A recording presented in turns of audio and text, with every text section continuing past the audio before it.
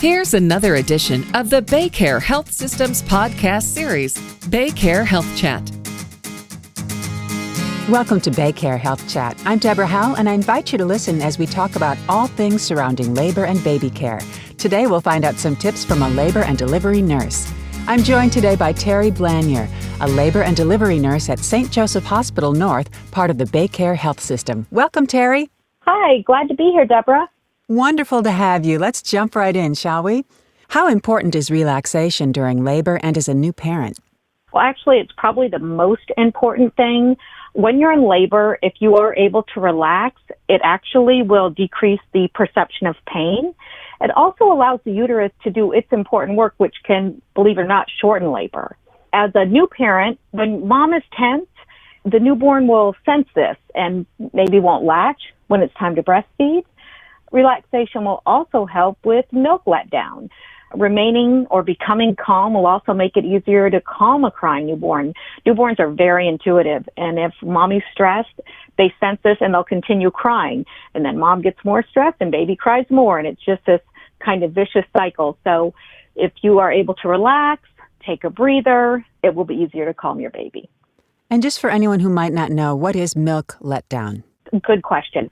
When your breast milk first comes in order for it to get to the baby, the body actually will release the milk. So when a new mom is relaxed, especially let's say they've returned to work and they're starting to need to pump their milk supply, listening to a video recording of their baby or looking at their baby's picture will allow the hormones to kick in that cause the milk to come down. And that's just the letdown, the milk actually coming down from the milk ducts to exit the breast. Got it. Thanks for that. How important is movement during labor? It is also, so relaxation, number one. Movement, however, very crucial. Long before modern medicine, women would move throughout labor and the baby could navigate its way through the birth canal. But now we have a lot of modern conveniences, especially the epidural, which help laboring women to be very comfortable. But we need to also be able to move them and change their position. So if they are without any medication, dancing, swaying, moving about the room, very, very important. If they opt for intervention, perfectly fine. And then their labor nurse will help to move them by turning them from one side to the other, perhaps using tools that we have, such as the peanut ball, to open the birth canal, to open the pelvis, to help the baby to navigate its way through. It takes a village sometimes, right? You have no idea. Do you have to wait until the umbilical cord falls off in order to bathe your baby? This is another old thing that we used to do way back when. We always told parents, you cannot get that cord wet. Well, even with a sponge bath, the cord still gets wet. Actually putting your baby in a submersion bath or in a little tub is more relaxing for both the parent and the baby.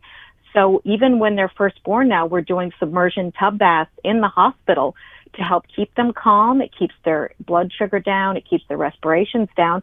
And then you just dry the cord really well after the bath. So it works well for everyone. Perfect. That does sound much better. Okay, true or false, Terry? Is it impossible to spoil a newborn? That is true. It is impossible to spoil a newborn. I don't care what grandma says. Attending to your baby's needs, even if that need is to be held, simply instills trust. Think about it. Before baby was born, they were almost continually rocked in the womb. And now we expect to cut the cord, lie them in a crib, and they're going to be happy being still. Well, that's not always the case. They might need to be eased into this behavior. So attending to those cries each time the baby does so is only going to let them know you're here for them. Sounds reasonable to me. What can a mom do to help herself during this critical time? Probably one of the most important things is the power nap. Learning how to take a good power nap is crucial. When baby is sleeping, mom should be trying to sleep as well, because when baby's awake, you have to be awake to attend to those needs no matter what time of day it is. And you may not be able to stretch many hours together. So if you can try to get a 30-minute to an hour power nap several times a day, it is extremely beneficial. You don't have any tips on that, do you? I could never power nap during the day. You know, it's so funny. I start training parents in labor, actually, because I come in and position change them every 30 minutes. I'm like, okay, time for a 30-minute power nap. And we start practicing that. And actually, they learn how to do it. I think exhaustion helps I hate to say it. Okay, well, I'll work on the exhaustion part. Listen, breastfeeding isn't always easy, is it? It's not. It's so wonderful and the payoff is great, but there is work involved, and not every new mom knows this. They assume that every baby is just going to automatically know what to do, and they don't always know what to do instinctively. Now, I'm probably going to get attacked for that, because if we leave them alone, yes, they will. But most of them are born perhaps in a hospital setting, and so there are things going on. So trying to get mom to relax and baby to relax, and helping her to know what positions to put baby in, know when the baby is actually chewing or showing signs that they're ready to eat. These are all things that are very important, and letting them know that this is the number one thing to do, especially during the first hour. That's all we're going to be concentrating on, maybe 2 hours. I will say the one benefit we've had from COVID for new parents, because we haven't been allowed visitors, they've actually been able to spend more time getting to know what their baby needs. Do you have any classes that you offer, or what are you doing during this COVID time? We do. We actually have a series of classes available on baycarematernity.org for expectant and new parents, free of charge. Understanding birth, understanding your newborn, and understanding breastfeeding. We also offer a variety of podcasts on childbirth and newborn care. These can be found on baycarematernity.org as well, and baycarehealthchat.org. Virtual maternity tours of all our facilities are available as well. Got it. But at the end of the day, every day, you leave families you care for feeling more knowledgeable and more confident than when they arrived. Is that the goal? That is absolutely our goal.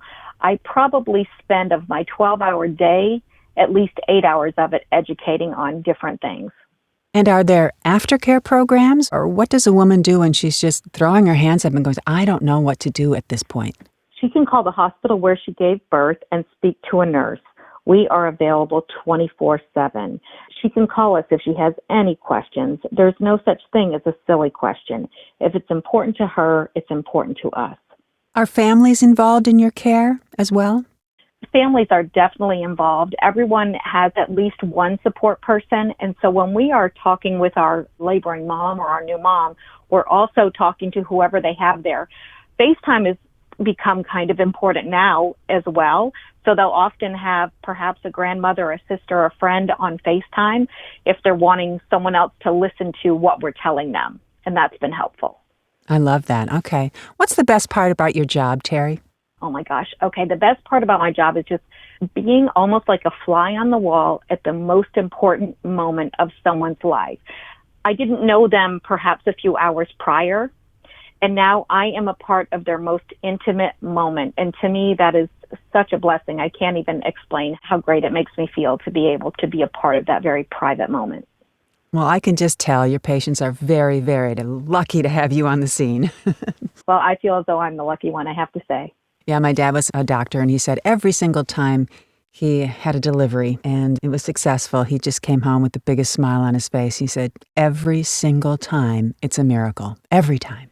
It never gets old, ever, ever, ever. It never gets mundane or routine. Everyone is different. Everyone is special.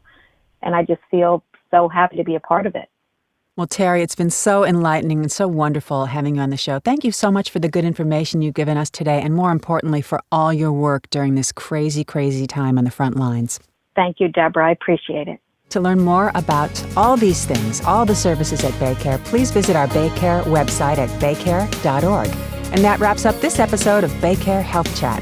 Always remember to subscribe, rate, and review this podcast and all the other BayCare podcasts so we can share the wealth of information from our experts together. This is Deborah Howell. Have yourself a terrific day.